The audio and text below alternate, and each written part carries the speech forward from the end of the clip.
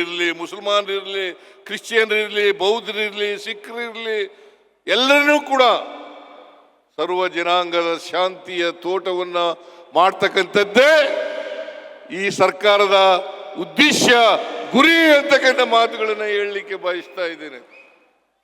ಸರ್ವ ಜನಾಂಗದ ಶಾಂತಿಯ ತೋಟ ಆಗಬೇಕು.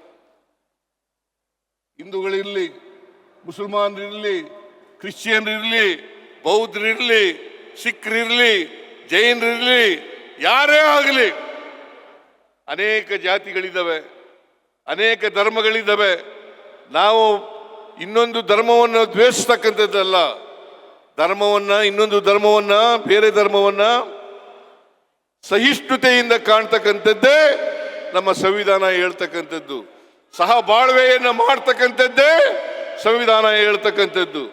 ಅದರಿಂದ ಇದರಲ್ಲಿ ನಂಬಿಕೆ ಇಟ್ಕೊಂಡಿರ್ತಕ್ಕಂಥ ಪಾರ್ಟಿ ಕಾಂಗ್ರೆಸ್ ಪಕ್ಷ ಅಂತಕ್ಕಂಥದ್ದನ್ನು ಹೇಳಲಿಕ್ಕೆ ಬಯಸ್ತಾ ಇದ್ದೇನೆ. ಅದರಿಂದ ಬಿಜೆಪಿಯವರ ಮಾತುಗಳಿಗೆ ಕಿವಿ ಕೊಡಕ್ಕೆ ಹೋಗಬೇಡಿ.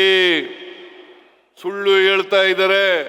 ಅವರು ಅಧಿಕಾರದಲ್ಲಿ ಇದ್ದಾಗ ಒಂದು ಕೆಲಸನೂ ಕೂಡ ಮಾಡಲಿಲ್ಲ, ಅಭಿವೃದ್ಧಿ ಕೆಲಸ ಮಾಡಲಿಲ್ಲ. ಈಗ ವಸತಿ ಸಚಿವರು ಇಲ್ಲೇ ಇದ್ದಾರೆ. ಒಂದು ಮನೆ ಕೊಟ್ಟಿದ್ದಾರ? ಒಂದು ಮನೆ ಕೊಟ್ರ? ಮನೆ ಕೊಡಲಿಲ್ಲ.